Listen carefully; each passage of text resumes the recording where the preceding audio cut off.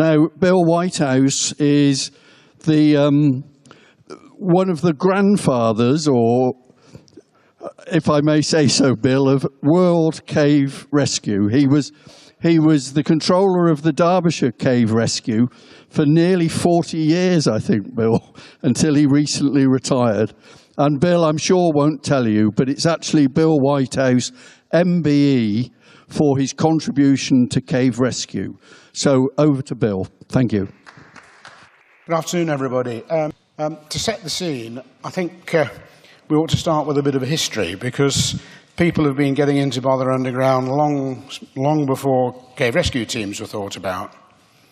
So, in 15-something or other, the then Earl of Leicester was curious to know what lay at the bottom of Eldon Hole here.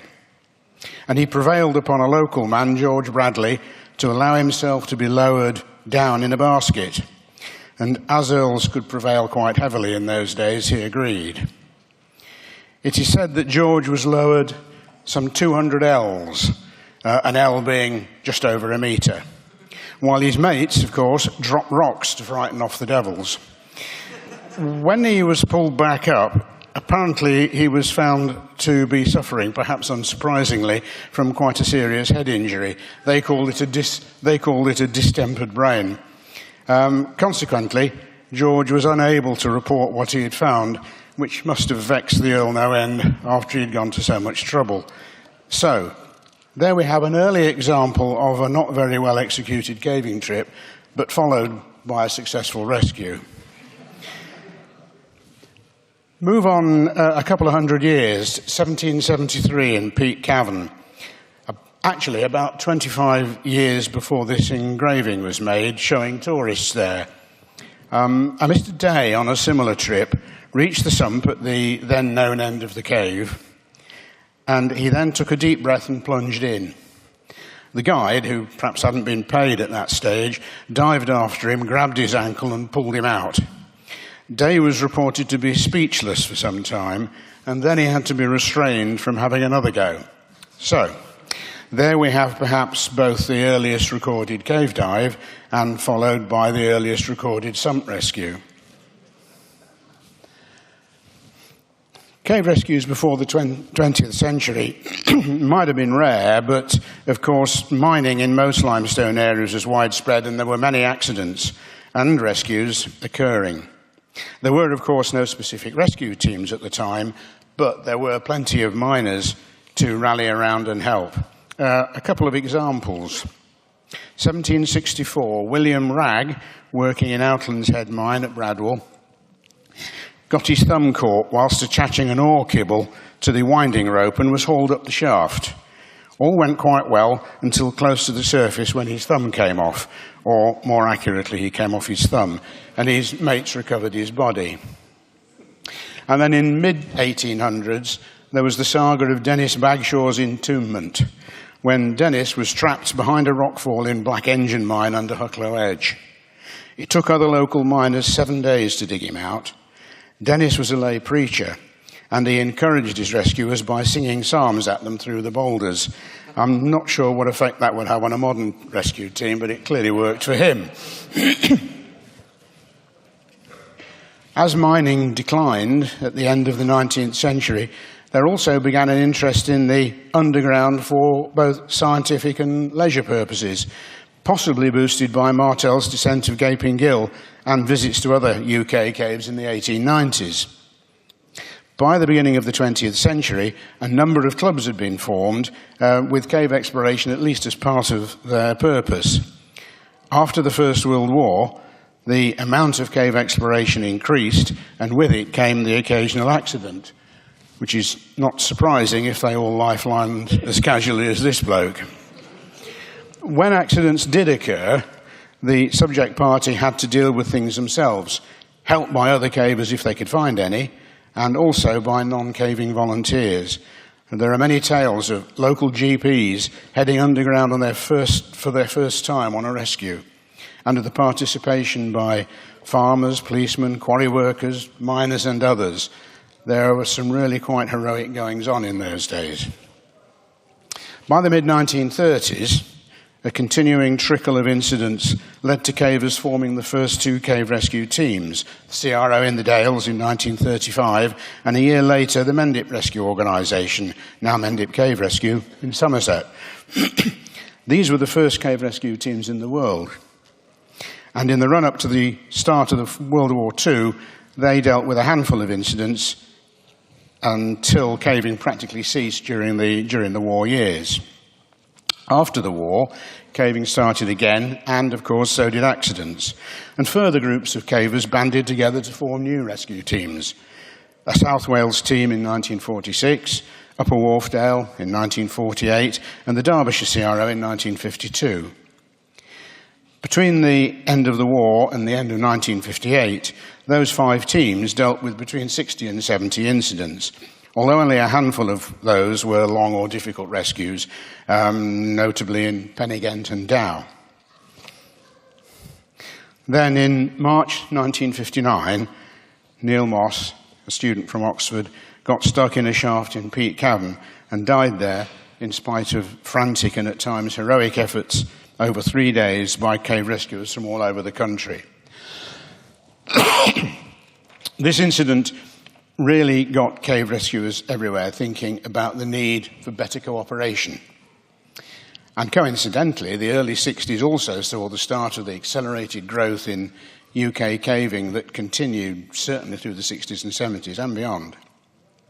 A first conference of cave rescuers took place in 1959, and following further meetings and the formation of additional teams, the Cave Rescue Council was founded in 1967 with an initial membership of 11 organisations. I'm sure that the sort of general caving problems faced by rescue teams will be well known to this audience particularly. And those problems haven't really changed much over the years, except, of course, ongoing, of course, caving is a sport of exploration, and new underground systems or parts of systems get discovered yearly, and the cave rescue teams have to be aware of what's going on and be equipped and ready to respond to all the new places that their fellows cavers find. But I want to mention some of the perhaps less obvious problems. Go back to the 1950s, 1960s, and the problems then were clunky kit, poor lighting, no communications underground, poor communications on the surface, and a general lack of transport. Team mobilisation could be quite a problem. Not many cavers had phones, and not many had transport. Raising a team often involved knocking on doors, pooling vehicles, begging lifts, and hanging flags outside police stations so that passing cavers would know that there was a call out on. After a call to Matlock in the early 1950s, the Derby contingent of DCRO concluded in all seriousness that turning out on public transport would be their quickest and most efficient method. Mind you, of course, there were buses in those days. These days, we've got over the clunky kit mostly, the poor lighting and the lack of transport, and also communications are much better. The SAR call system can alert a whole team at the push of a button, and it well beats a bobby throwing stones at a bedroom window. And the Hayphone, Nicola, Cave-Link systems beat laying and retrieving telephone wires any day. I suppose, resource-wise, where we miss out these days is in those areas where things now available to surface rescue teams can't help us underground. For example, most radios, GPS, search dogs, helicopters, and mobile phones. Although I'm not quite sure about mobile phones. And I certainly wouldn't want to use a defibrillator in most cave conditions. On a cave rescue, everything underground and many things on the surface need a caver to do them. And that's why cave rescue teams only recruit their operational members from experienced cavers. Perhaps this slide illustrates some of the things that have changed and some of the things that haven't. The top two show handing over the casualty in the mid-50s, obviously on the left, and in 2005 on the right. That's 50 years between those two pictures. And the bottom two are also 50 years apart. Both taken on rescues, Giant's Hole in Derbyshire, one in 1964 and the other 2004. Not a lot of difference evident there, apart from the colour. So, how many experienced cavers are there, do you think? And here I mean ones who you would trust on a rescue. I really don't know myself, but my guess would be somewhere around about 5,000. Certainly rather fewer these days than when caving was at its peak. I do know that there are about 1,000 cave rescue team members, so that's about 20% of the pool of experienced cavers. That's a pretty amazing statistic when you think about it, and one which I think cavers should be proud of. As a sport, caving really does look after its own, which is just as well, because there's no other body that wants to do it or can do it. Okay, some can nibble around the edges, down the first shaft perhaps, or to the edge of the twilight zone, and some organisations can perhaps supply a specialism that might help with one element or other of what we do. But there is absolutely nobody who can provide the whole package that cave rescue teams do. Teams were established by cavers where there was a need, where a need was perceived. There are now 15 teams throughout the British Isles. Their operations are mostly restricted to the main caving or disused mining areas. However, there are disused mines and other underground attractions in every county. In 1974, 2 children entered a disused ironstone mine in Northamptonshire and didn't reappear. A huge rescue circus assembled of all services, and work started on re-excavating the only known way into the mine. A bobby then came on duty who had transferred down from Derbyshire, and he asked if Cave Rescue had been contacted. They hadn't, because of course they weren't known about in Northamptonshire. But eventually the Derbyshire team were contacted, and they sent a team down. They found another way into the mine, searched it, found the children and rescued them. As a result of that, the Cave Rescue Council were asked by the Association of Chief Police Officers to provide a system of national coverage for all police forces. And this map shows the national coverage as it is at the moment. The colours represent the areas covered by the teams. The numbered areas are the different police forces. So the whole country is covered by a team, although clearly from where some of the team bases are and their membership are, it would take a long time to get to some areas, but the coverage is there. British cave rescuers, just like British cavers generally, do get involved internationally, usually in Europe. Operations have mostly been confined to sump rescue, and since 2006, British cave divers supported by BCRC have been to France, Ireland, and twice to Norway to carry out some pretty hairy operations. This was one in Plurdal a couple of years ago. Helping overseas, however, is not easy. It's fraught with technical, logistical, financial, linguistic, and political problems. In essence, it's like trying to organise a caving expedition overseas at the ring of a phone. We want you tomorrow.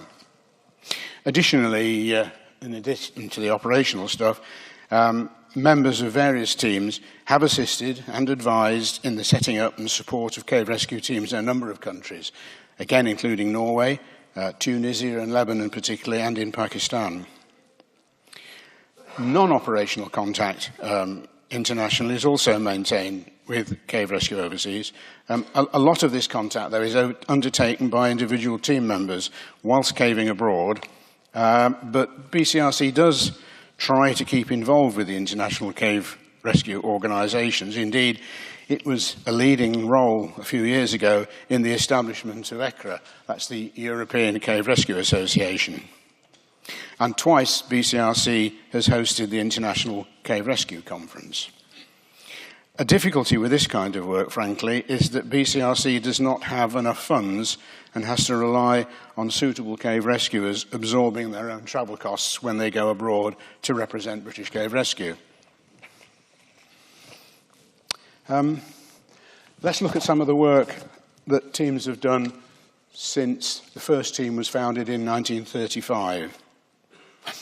Accurate national call-out statistics have only been kept since 1980.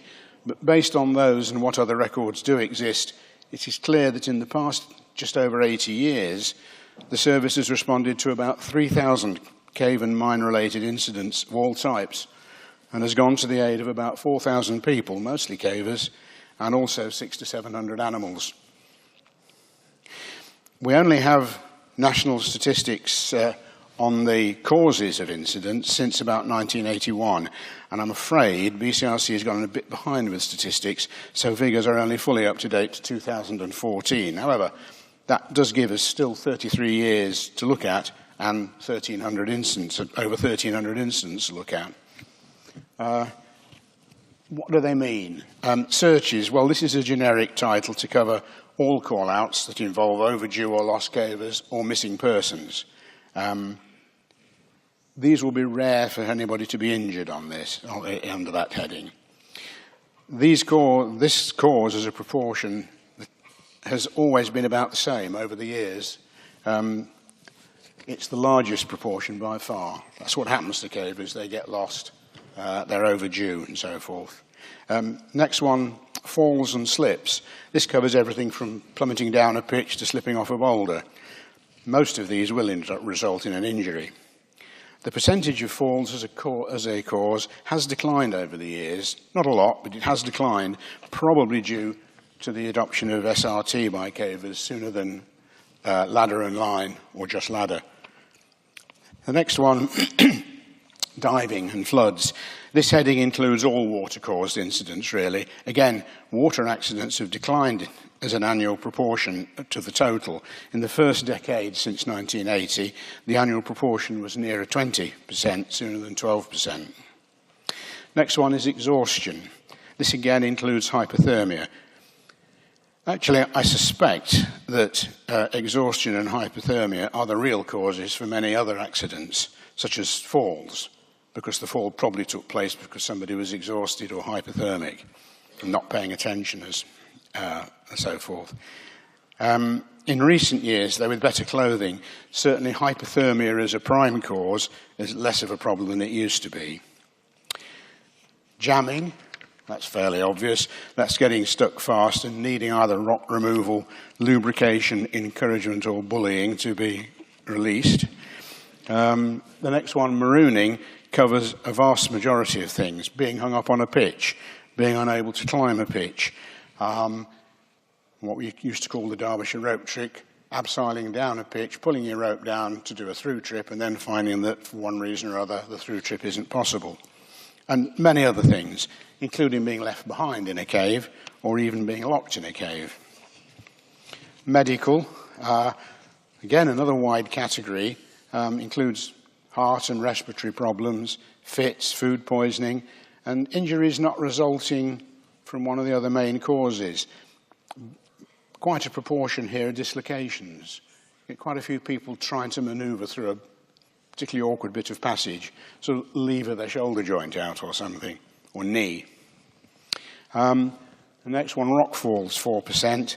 This covers anything from a major rock fall, which may bury or cut off cavers, to cavers being struck by a single falling rock or another hard object. Certainly there was at least one incident of a scaffold pole being dropped down a shaft. Light failure, only 1%, and most of these occurred before the mid-1990s. There used to be quite a lot of light failure as a cause, but of course with modern lighting, there's really not much of an excuse for a light failure these days.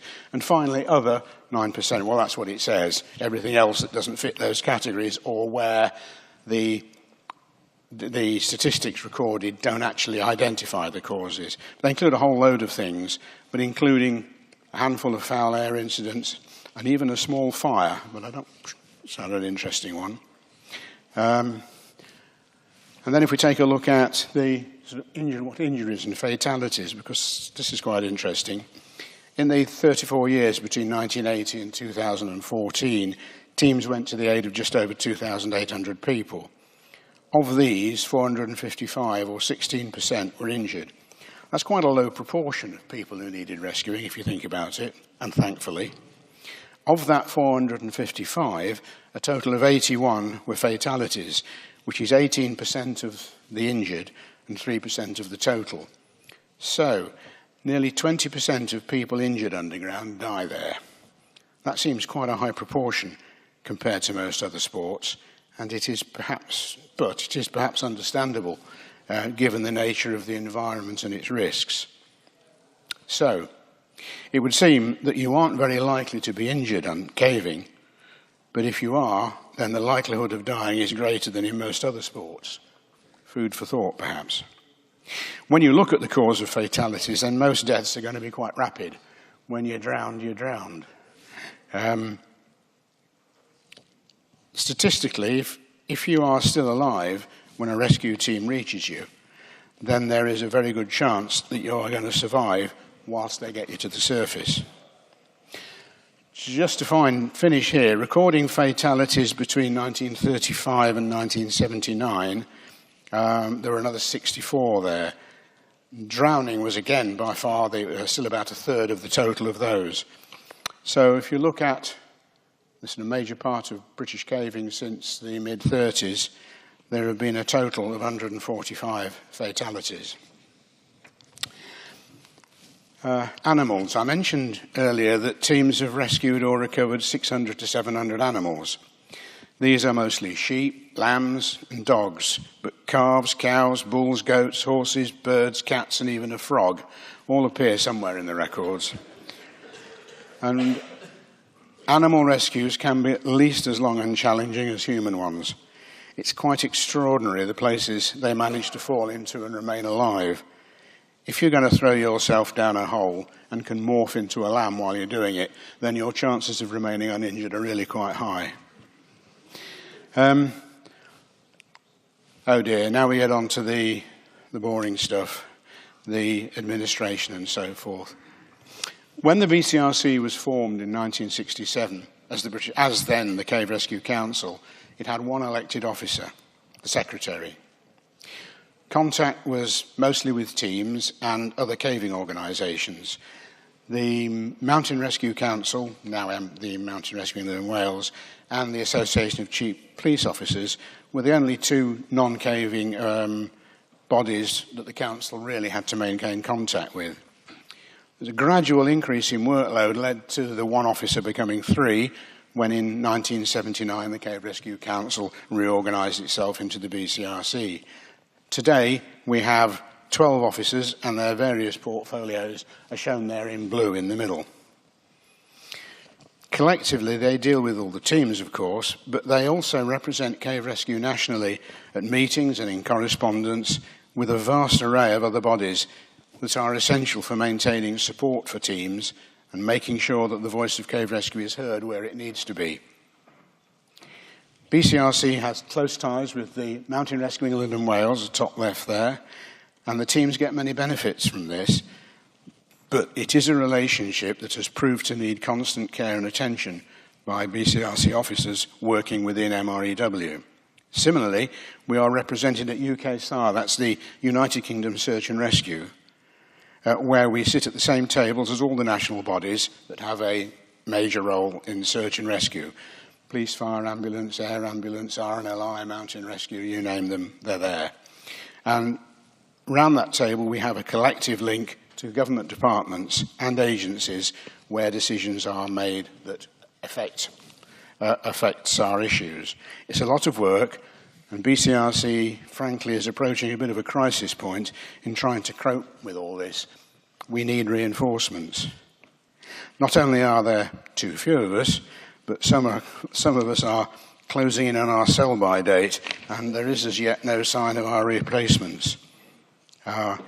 It took me 5 years to step down from chairman, and I'm still vice chair. We need help. Those of you who are on teams, please take this message back to your teams. Surely there are some cave rescuers out there with the diplomatic and administrative skills and the will to step forward and help us. So that's the end of the commercial.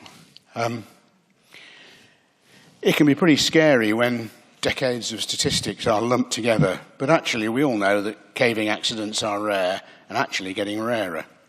caving is a great pastime, although it has to be said that, like Marmite, it doesn't suit everyone. Caving's come a long way in the last 50 years, and it's now generally accepted by the public because they can now see and understand the attractions of caving, even if, for most of them, it's not their thing. Some decades ago, the view of many of the public was that cavers were foolhardy idiots who fully deserved the trouble they got themselves into. Indeed, in some minds, having an accident underground was almost an arrestable offence. I can actually remember that incident and that police sergeant saying, "So this is the culprit." On street collections and other contact with the public, we were often told, "Silly buggers, leave them there." Now it's, "You're all bloody mad, but you do a good job." And I think I can live with that. Thank you.